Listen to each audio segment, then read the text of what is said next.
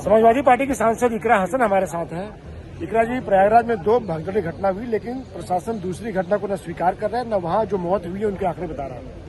देखिए, प्रशासन लगातार शुरू से छुपाने की कोशिश में, अपनी खामियां, अपनी गलतियों को छुपाने की कोशिश में है, लेकिन लगातार जो तस्वीरें सामने आ रही हैं अलग अलग सोशल मीडिया पे, न्यूज़ रिपोर्टर्स के माध्यम से, तो बहुत अफसोसजनक है और शायद झूठी की घटना है जिसको एक्सेप्ट नहीं किया जा रहा है। तो बहुत दर्दनाक घटना है और अभी भी जो सारा ध्यान है वो वीआईपी मंडल पे रख रहे हैं, जो और रेल है शायद वीआईपी मंडल, सिर्फ उसी पे उन लोगों का ध्यान है। ये नहीं कि व्यवस्था को बेहतर किया जाए, क्योंकि जब तक हम जिम्मेदारी नहीं लेंगे, सही व्यवस्था नहीं बिठाएंगे।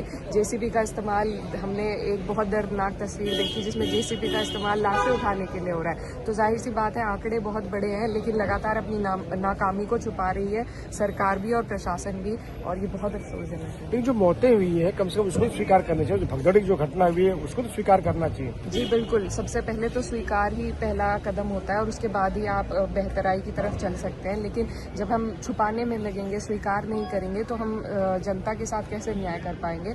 तो ये बहुत अफसोसजनक घटना है और शर्म आनी चाहिए सरकार को। सिर्फ प्रोपेगेंडा चलाते हैं, कुंभ के नाम पर मीडिया में चलाते हैं, खर्चा करते हैं अपना प्रमोशन करने में, लेकिन जब बात आती है वहाँ पे व्यवस्था बनाने की, लोगों को सही तरीके से वहाँ पर उनके लिए व्यवस्था बनाने की, तो उसमें बिल्कुल नाकाम है ये सरकार। पोस्टमार्टम हाउस के बाहर जब TV9 भारतवर्ष का रिपोर्टर गया तो उसके साथ भी बदसलूकी की गई, धमकी दी गई। जी हाँ, बिल्कुल, ये सब लगातार सिर्फ छुपाने के लिए ये सब कर रहे हैं। जैसा मैंने आपको बताया, जेसीबी की जो तस्वीरें आई हैं उससे मन बहुत दुखी हुआ।